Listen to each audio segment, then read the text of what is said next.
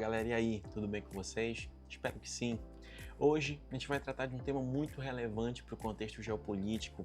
Vamos falar sobre a questão da Síria e para isso a gente vai construir um panorama histórico desse processo, quais foram as repercussões e detalhando cada um dos eventos que trouxeram a gente até esse momento de grande relevância. Então acompanha que a gente vai dar destaque para todo esse processo que traz justamente a queda do regime de Bashar al-Assad. Mas para isso, eu preciso dar um destaque para a região de fato, como é que essa região se configura, quais são os países que estão nessa área e por que essa área é uma área estratégica e muito importante para o contexto atual e para o interesse global. Eu coloquei aqui a região do Oriente Médio. Como tu estás vendo, temos alguns países, ainda não detalhei esses países, mas vou falar sobre cada um deles, destacando uma importância estratégica e relevante de cada um deles. Mas primeiro, eu queria que vocês se atentassem para uma região especificamente, que é justamente essa região aqui, muito importante para o contexto geopolítico atual, que é uma área chamada de Golfo Pérsico. Essa região, conhecida como Golfo Pérsico, para quem não sabe, é uma das principais regiões de reserva petrolífera e de gás natural do mundo. Então nós temos aí grandes reservas de hidrocarbonetos que em outros momentos já foram palco de discussão e também de conflitos. Temos aqui ao lado países como o Irã, por exemplo, países como Emirados Árabes Unidos, Catar, Bahrein. Aqui a região mais embaixo destaco dois países importantes, que inclusive recentemente passaram também por conflitos, a região de Omã e a região do Iêmen. Temos aqui também a Arábia Saudita mais em cima, com uma grande importância estratégica geopolítica na região. Aqui mais ao centro nós temos o Iraque e mais acima um país que está decisivamente envolvido nesse conflito, que é a Turquia. Além, como vocês sabem, muito próximo aqui da Síria, temos outros países que estão também envolvidos em conflitos, por exemplo, Líbano e aqui a região de Israel e a área da Palestina. Aqui está faltando a faixa de Gaza porque está destacando justamente a Cisjordânia, onde temos ali o povo palestino, e Gaza, que em outro momento a gente vai dar destaque também a esse contexto geopolítico.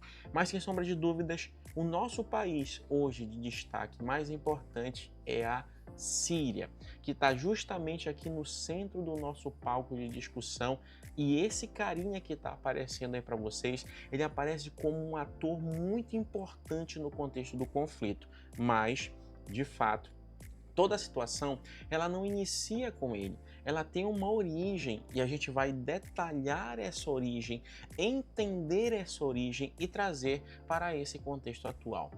Tudo começa quando a região passa a ser dominada por grandes impérios. Tivemos vários impérios que se formaram aí nessa região e nessa área. Temos ali Império Romano, Império Árabe, Império Persa, mas eu destaco o grande último império que se formou e dominou essa região, que foi chamado de Turco-Otomano.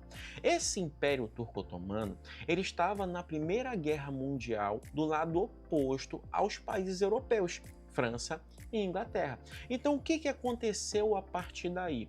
Os europeus ofereceram apoio aos árabes dessa área síria, que hoje a gente conhece como Síria, para que eles pudessem lutar contra os otomanos nessa região.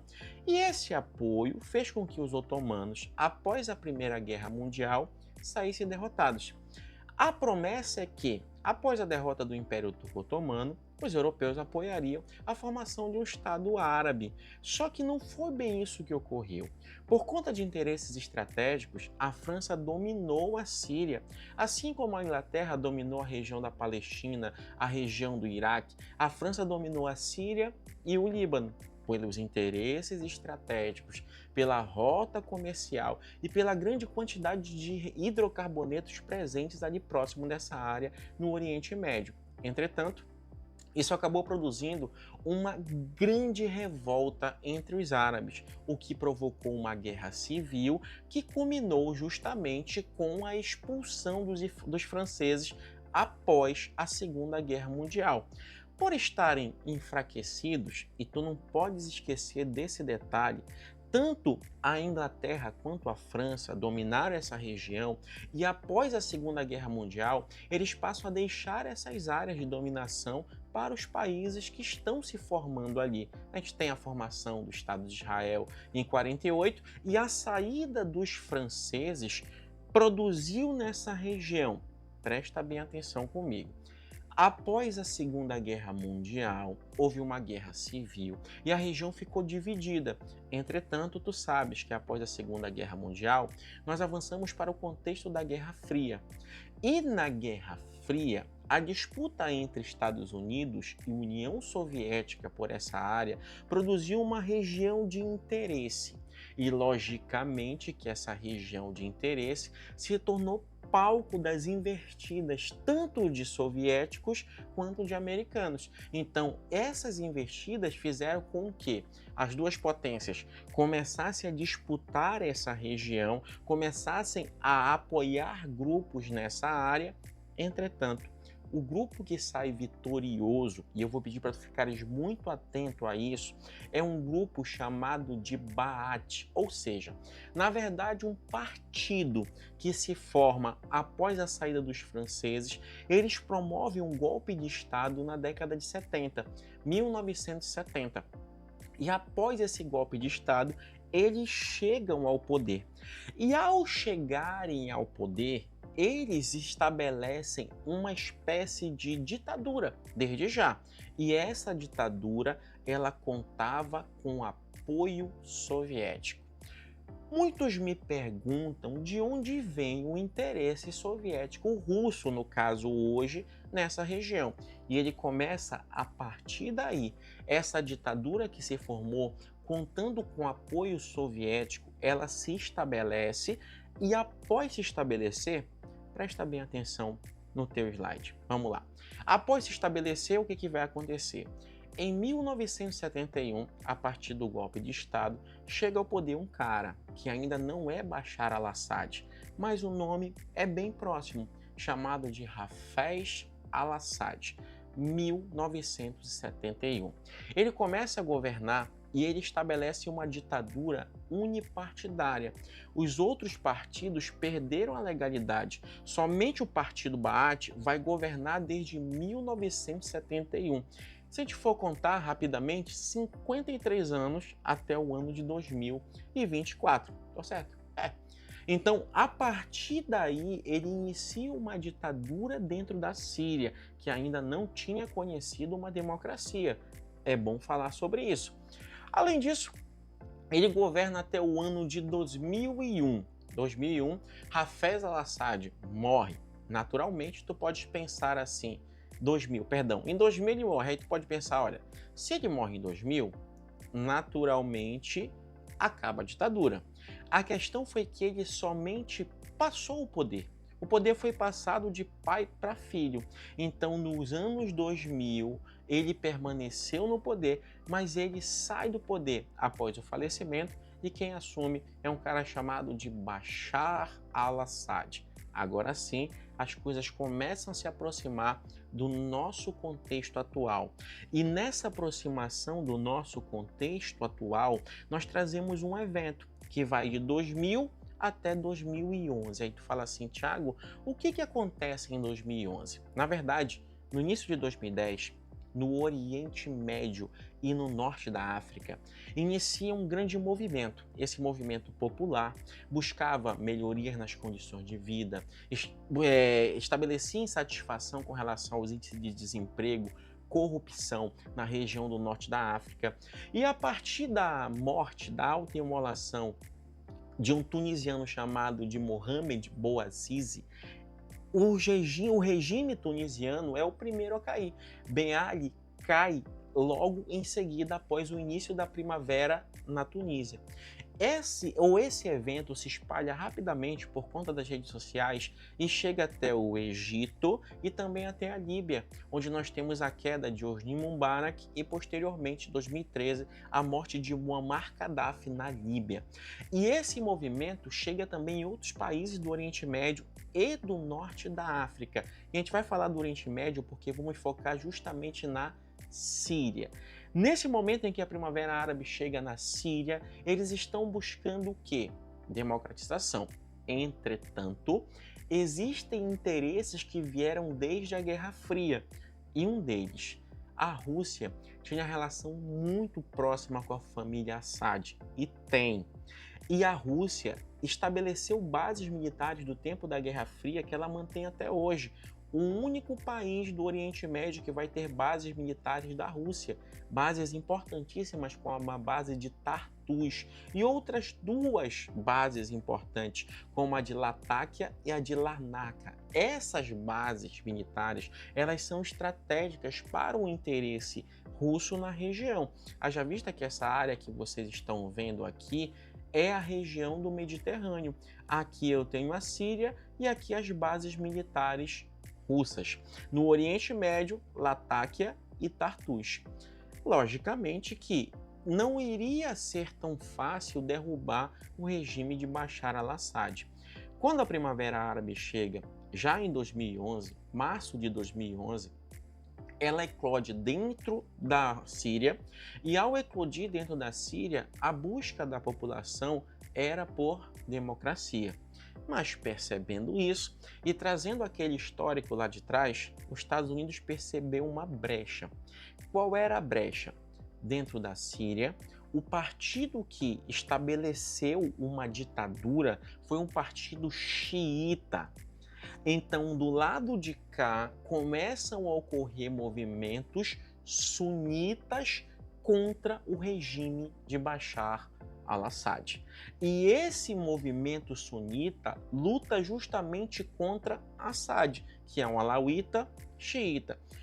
E para ficar mais claro para vocês, dá uma olhada comigo na configuração da distribuição, tanto étnica, política e religiosa, dentro da Síria. Se tu fores ver aqui, olha aqui comigo, a maior parte da população síria, na verdade, aproximadamente 74% dessa população é formada por sunitas. Nós temos uma minoria xiita, que é justamente onde Bashar al-Assad se apoia. Vendo essa perspectiva, tu podes pensar, vai ser fácil derrubar o regime de Bashar al-Assad. Basta que os Estados Unidos ofereça apoio a esses sunitas que eles facilmente derrubarão esse regime. Certo? Seria na teoria. Na prática foi bem diferente. E eu vou te mostrar por que foi bem diferente. Quando tudo isso avançou, vários grupos começaram a se envolver diretamente e indiretamente nesse conflito. E eu vou colocar primeiro para vocês os grupos internos que estão envolvidos, estiveram desde 2011 envolvidos nesse conflito. Nós temos os grupos que estão do lado de Assad, um grupo, e os grupos que são contrários a Assad, os chamados rebeldes sírios. Do lado de Assad, a Força de Defesa Síria, FDS. Os rebeldes sírios se dividem em dois grupos, aqueles chamados de moderados, que estão buscando a queda do regime e a democracia, formado principalmente pelos curdos. Depois, em outro momento, eu posso falar um pouco mais sobre os curdos e o ELS, que é o Exército Livre da Síria. E a gente tem aqueles que são mais rebeldes no contexto mais extremista, jihadista, e eu destaco para vocês dois grupos rebeldes importantes para entender esse conflito. O primeiro, um grupo chamado aqui de Al-Nusra, e eu vou pedir para vocês ficarem muito atentos a esse grupo. Já ouvi falar na pronúncia de Al-Nusra, Al-Nusra, enfim, está aqui a escrita para vocês. Esse grupo é uma célula da Al-Qaeda, que também é um grupo sunita. Se vocês quiserem também uma explicação sobre isso, eu posso fazer, mas em outro momento. E temos ali um grupo que começa a se formar e começa a ganhar força. Descendentes da queda do regime iraquiano de Saddam Hussein, que migraram em direção à Síria, só para lembrar, colocar para vocês a informação bem rapidamente. Lá no Iraque, esse regime ele era sunita. Quando Saddam Hussein cai, Saddam Hussein forma uma minoria dentro do Iraque. E os sunitas são minorias no Iraque. E o que os sunitas, então, que tinham o apoio de Saddam Hussein fazem? Eles fogem grande parte em direção à Síria. Está ocorrendo, então, esse conflito. Esses sunitas que saíram do Iraque migram em direção à Síria, que está recebendo apoio americano, está recebendo apoio de grandes potências ocidentais e também de potências locais, para receber justamente esses armamentos, mantimentos, e formam um grupo que foi muito forte, gerou muito terror durante muito tempo, que foi o chamado Estado Islâmico. Para apimentar ainda mais esse conflito, como tu pode perceber, internamente já é uma situação bem complicada, nós temos a participação dos envolvidos externos. Potências externas que se envolveram nesse conflito com interesses diretos em apoiar grupos. E eu vou colocar aqui nesse quadro, se tu perceberes, tem 4 lados, porque na maioria das vezes cabe a gente pensar. Os rebeldes, eles queriam sim a derrubada de Bashar al-Assad, só que tinham entre eles interesses distintos. E eu vou destacar, de um lado, nós temos Bashar al-Assad. Além de Bashar al-Assad, dentro da Síria temos o Estado Islâmico, no contexto de 2014 foi muito forte. Temos também aqui a presença dos LS, que são o Exército Livre da Síria, e os curdos. Repara que nós temos ali meio que 4 interesses distintos, 4 interesses difusos. Dentro disso, temos potências que se envolvem direta e indiretamente no conflito. Principalmente do lado de Assad, o destaque para o Irã, o Hezbollah da região do Líbano e também um destaque para a Rússia, que talvez seja o principal parceiro de Bashar al-Assad. E por trás deles, poderia colocar assim a China, mas aqui diretamente quem se envolve no conflito de frente é a Rússia, oferecendo apoio militar, oferecendo apoio bélico. Temos o destaque também aqui para o lado do LS, aqueles que querem a queda de Bashar al-Assad, como a Jordânia e a Turquia. A Turquia, uma potência que faz parte da OTAN, muito importante no contexto regional, para o equilíbrio das forças do contexto regional. E claro, destacamos também aqui o Al-Nusra, que fica meio que ali no meio entre o Estado Islâmico e o oferecimento de apoio para a Arábia Saudita, ou da Arábia Saudita. Aí tu pode te perguntar, mas Thiago, há apoio direto desses grupos a um grupo terrorista? De fato, diretamente não. Entretanto, como a família Bin Laden é uma família saudita, são muito ricos, inevitavelmente, em grande parte, o dinheiro que vinha acabava chegando no Al-Nusra, Al-Qaeda, e chegava também no Estado Islâmico. Isso acabou fortalecendo o Estado Islâmico. E do lado daqui, quem deseja a queda de Bashar al-Assad?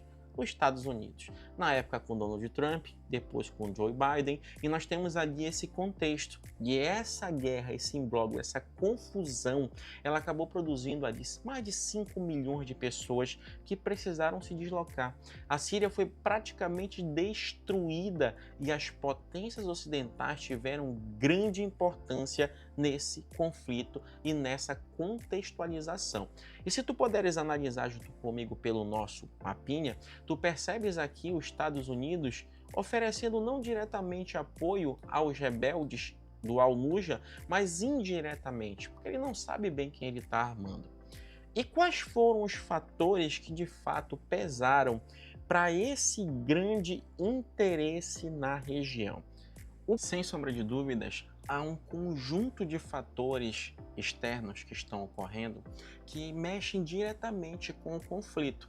E esse conjunto de fatores tem a ver com o cenário internacional atual, com algumas guerras, alguns possíveis enfrentamentos que tu pode analisar aqui comigo. Vamos lá.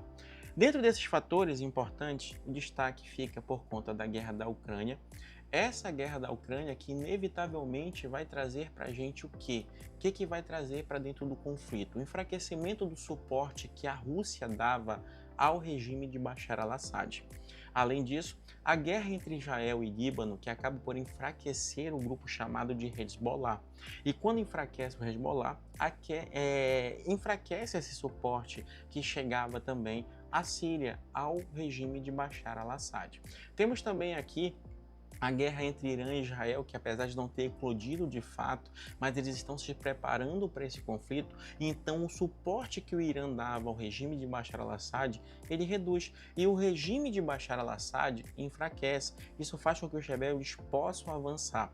Além do que, os interesses ocidentais continuaram muito fortes, inclusive por conta desse cenário, com a possibilidade de estabelecer um gasoduto nessa região. E eu vou te mostrar isso nesse mapinha. Olha aqui comigo. Essa região em destaque aqui no meio, que eu já te mostrei, já te falei sobre ela, é a região do Golfo Pérsico, uma região que tem uma grande reserva de hidrocarbonetos e fontes fósseis, e o gás natural está presente nessa área. Uma proposta entre eles já existe para a construção de um gasoduto. Essa primeira proposta, ela envolve Irã, Iraque e Síria. E nessa primeira proposta, esses países alinhados com Bashar al-Assad poderiam fazer com que a Rússia entrasse nesse conflito, entrasse nessa dinâmica e construísse um gasoduto que levasse o gás da região do Irã em direção à região do Mar Mediterrâneo, passando pelo território iraniano, pelo território iraquiano e pelo território sírio. Isso fortaleceria o interesse russo na região e também a influência russa sobre a Europa, uma vez que grande parte do gás que hoje é consumido pela Europa vem da Rússia. E logicamente ter ainda mais essas reservas e fazer com que essas reservas chegassem em direção à Europa faria com que a Europa se tornasse ainda mais refém do interesse russo.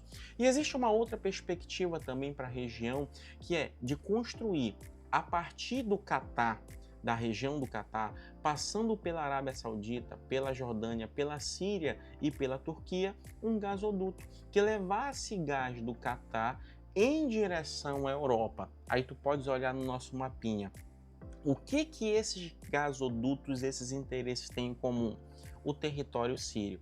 Logicamente, se o governo sírio pendesse para os russos, os chineses, isso traria muito mais influência geopolítica desses países nessa região e aprisionaria ainda mais a União Europeia e principalmente traria aquela barganha contra aquelas sanções econômicas que são feitas pela União Europeia contra a Rússia. A Rússia poderia barganhar. Hoje, 40% do gás já vem da Rússia e ela queria ampliar ainda mais esse monopólio, essa influência. E claro que eu preciso entender quem chegou ao poder, está do lado de quem aparentemente está pendendo mais para os Estados Unidos e a União Europeia. Mas eu queria te contar um detalhe disso aqui. Os rebeldes que tomaram o poder na Síria, eles fazem parte de um grupo chamado de Hayat Tahrir al-Sham, ou HTS, como é chamado. Esse grupo, ele é um dissidente do Al-Nusra, que no caso é uma célula da Al-Qaeda dentro da Síria. Segundo a liderança desse grupo, eles não fazem mais parte da Al-Qaeda e do Al-Nusra desde 2016. Entretanto, ainda há indícios e acusações de que sim, eles têm ligações com a Al-Qaeda. Nesse caso, a liderança desse grupo chamado de HTS é de um cara chamado de Al-Julani. Ou seja, a gente tem aqui um cara que tem algumas características muito relevantes. Primeiro, ele era da Al-Qaeda, era do Al-Nusra e agora ele toma o poder. Aparentemente se aproximando mais da Europa e dos Estados Unidos. Entretanto, esse grupo HTS, ele é considerado pelos Estados Unidos como uma organização terrorista. Além do que, esse cara está numa lista dos mais procurados do mundo por ser um terrorista. Inclusive, os Estados Unidos ofereceu 10 milhões de recompensa por esse cara, para poder prendê-lo com informações. Então tu podes perceber que o contexto geopolítico ele se complica e a gente tem que entender como é que isso vai se estabelecer para os próximos anos. E a gente ainda está apreensivo com relação a esse novo regime, se vai ser um regime ditatorial, se é uma troca de uma ditadura por outra ditadura, e as contextualizações ainda vão continuar a ocorrer. Te peço, se o conteúdo te interessou até aqui, se tu achou interessante essa discussão mais didática, te explicando ponto por ponto, te inscreve aí no canal. Não esquece de deixar teu like, teus comentários com os pedidos que tu tenhas com relação às nossas aulas posteriores e às aulas futuras, tá? Espero ter ajudado vocês nessa compreensão. Fico por aqui e deixo um beijo a todos vocês no coração de vocês. Tchau, tchau, pessoal. Até mais.